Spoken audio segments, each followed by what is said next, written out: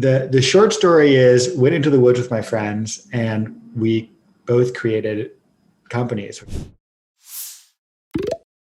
Where did this originate? Was it in, for example, in Google, you're like, we're building cool stuff, but we can't give it to business stakeholders in a format that they can use it. And, this is the missing piece, or what did that look like? Yeah. So that did happen, but that happened in retrospect, basically.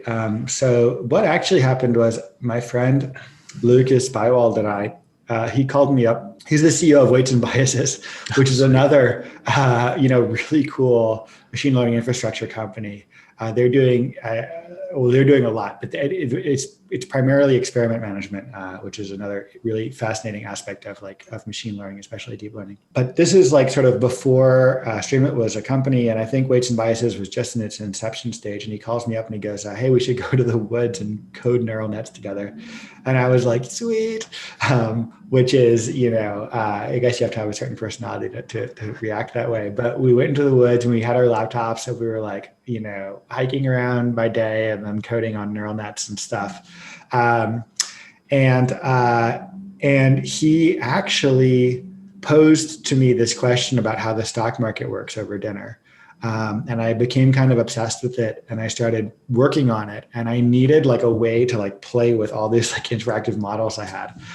So I started building Streamlit for myself.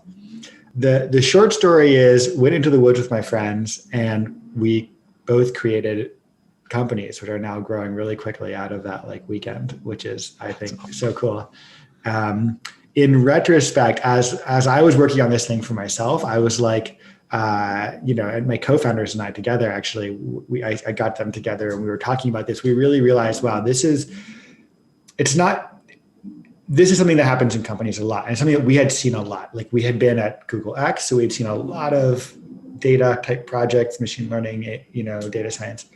And then I was working at Zoox, which is a self-driving car company that just got acquired by Amazon. And similarly saw this issue where the data science and machine learning teams had sort of privileged access to really interesting data and workflows and stuff, and it needed to get out into the company. And it was super hard to do. There was actually a huge bottleneck there, which was there was a team called the tools team, and there were never enough of them, and there was never enough cycles to actually, take the work that the machine learning team was doing and get it out into the company. So, that's what we saw in the world, and I think that the success of Streamlit thus far has essentially, it feels like a very resonant project. A lot of companies seem to agree that this is a thing. Yeah, well, every experience that I've had working in industry has completely validated the need for, just something that allows data scientists, machine learning engineers to show rather than tell. Yeah. And, there's dashboarding tools, there's visuals, but there's almost nothing the same as giving someone a website or like something like easily to spin up that they can play with themselves to figure it out. Completely. Yeah. And you know what? It's the practitioners who know that. I'll tell you, when we first started this company, basically, we had to go to VCs and ask for money because that's apparently how you do it.